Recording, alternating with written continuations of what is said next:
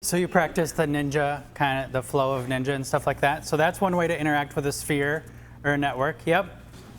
Go ahead. I love to throw parties, so I try to do like a quarterly event. Nice. And I kind of like do different events. So like I'll do like maybe like an open event where like I post it and like anybody can come. Or I'll like narrow it down to like just like current clients, past clients, like anybody I've directly worked with will be an event, and then I'll do kind of a sphere event. So like I try to do an event every like 3 months. Whether it's like a mini event, like they don't all have to be huge and I'm not spending like gazillions of dollars. Or like, you know, I'll host like a shopping event at a store that costs me very little, like champagne and wine, and then everybody gets a discount, and then all of a sudden everyone's talking about clothes or doing this, and then it always turns into like, oh, but you know, like you don't have to tell anybody you're an agent. People want to know about the market. So she creates engagements. So she's setting up a shopping event, or, you know, maybe if shopping's not your thing, maybe it's a golf event, right, where you get everyone together, people are getting discounts, maybe, you know, you gave an example of doing a shopping event where she pays for the wine and champagne, the store's like, heck yeah, bring your friends in here, let's do some shopping, and they all get like a 15% off discount, 20% off discount. She's coordinating it, she's leading it, and she's getting the credit for setting this whole thing up, and she's the center of this experience you've created. I kind of like coined a phrase like this, like experience marketing, like where you're generating experiences where people are coming, having a good time, getting something out of it, and you're the one coordinating it. Mary? So I'd like to share a couple things if that's okay. Sure. So when I moved here, I didn't know anyone, and so while I'm not a realtor, I still wanted to meet people, right? One of the biggest things that's been a game changer is joining my neighborhood's Facebook group, my specific neighborhood. So we're the Upper West Side Facebook private group on Facebook. If there wasn't one, I would have started one for my neighborhood, and I would have invited my neighbors to be part of it. We talk events, we talk event planning, we talk recommendations for getting stuff done at our houses. It has been incredibly resourceful for me. So when we purchased a cabin up in Baldwin, I immediately looked for a Baldwin homeowners Facebook group, and that is where I've gotten every single recommendation for an event without having worked with Baldwin. These groups are a big deal. Another thing I did was I volunteered to help coordinate a yard sale for our street in the springtime, right? Maybe it was the summer. But I got to know every single one of my neighbors by doing this, right? So it's like, it's a free event, everybody's coordinating their own things, but everybody's out walking the neighborhoods, talking to each other, getting to know people, and it costs you nothing, right? So coordinating like a street yard sale, like a day and time for that to happen, or a week for that to happen. And another thing that I did was when I had a child, I was like, I don't know other people with children, and I want this child to have other kids to play with, and I want to meet other adults in the same situation. So I obtained the email list for the daycare where my daughter goes to school. I emailed all of them. We had 12 play dates with people from there, so I got to meet every single parent from that class. So I was able to meet people through emailing them, joining these groups in both Baldwin as well as a Grand Rapids group, and then coordinating events with my neighborhood. And I've met so many people. That's so beautiful. Community, That's like awesome. Stepping into a community leadership position, essentially, right? You've sort of like led in that community a little bit. They're looking to you as someone who's a coordinator, right? I'm not even trying to build business. Like I wasn't doing it for business. I was just doing it to meet people. Yep. And it worked. I got But two Mary- hands. I'm going to go to Sue, and then we'll go back. Mary, do you want to be a realtor? Because you have some good things going on. No, but I've met with so many agents, and I've heard the frustration of like, I lived next door to this person, and the first sales sign popped up across the street. Why didn't I get that listing? Yeah. And I'm like, have you ever actually taken the time to get to know your neighbors? Yeah. Because if not, you can't blame them for going with an realtor. Yeah. Sue? We started doing an annual community event. I think maybe Zocco Team does things like this too.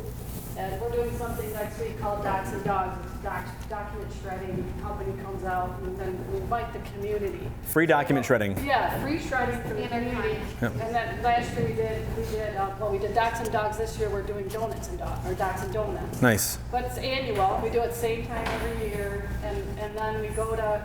I actually go out to the different businesses, as well as we reach out to our past clients. We can use Facebook and social media to advertise it through neighborhood things and whatever. And we have them come right to our office where it says Sue Bridge Group, Yeah. So But that's a great thing to feel good that you're providing a community service and new Everyone people. heard her, right? She does like hosting community events.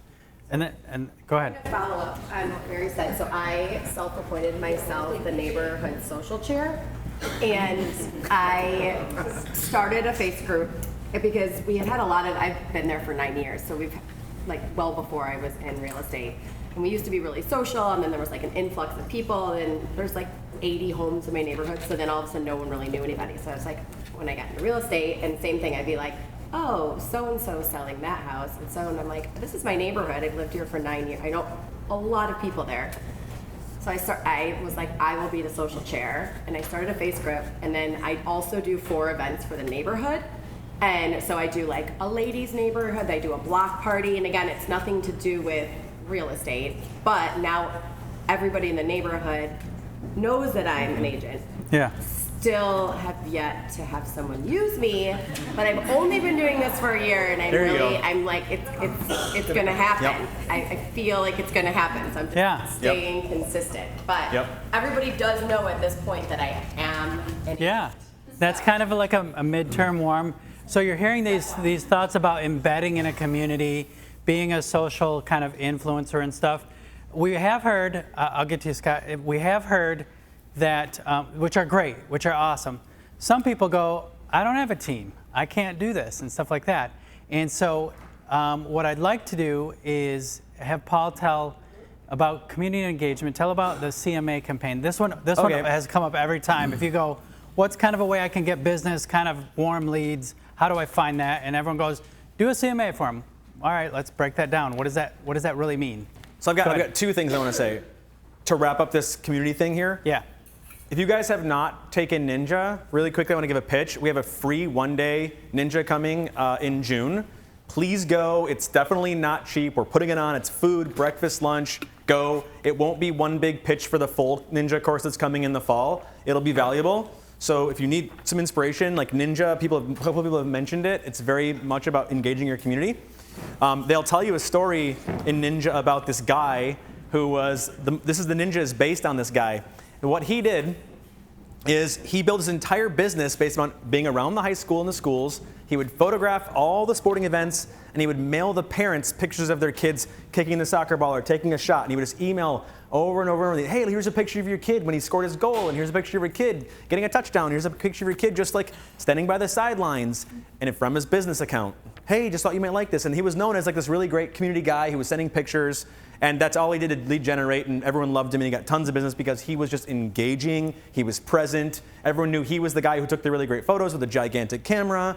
And so that's one thing. But let's say you don't have kids, you don't have a community, you're new to the area, what do? Mary's brought up some great suggestions. Reed Horenowich was out of Muskegon.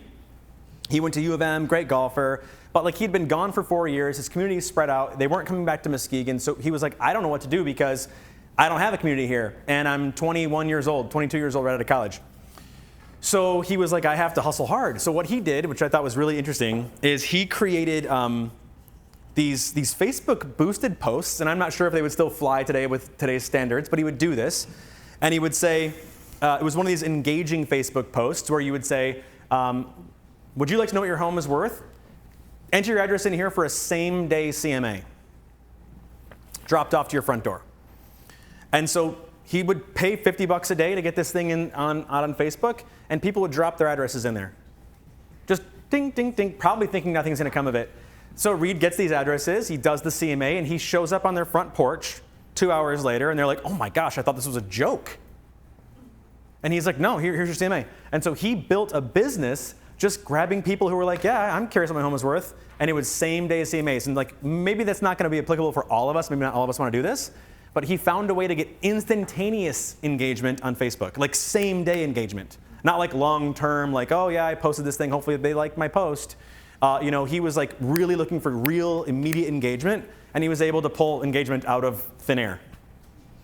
That's immediate, but you could do, like, there's other ideas with CMAs. You could do that in geofarming or every year, right? Every year you could do a CMA for all of your clients, and that could be the January thing. And so that's a great example. I love that example.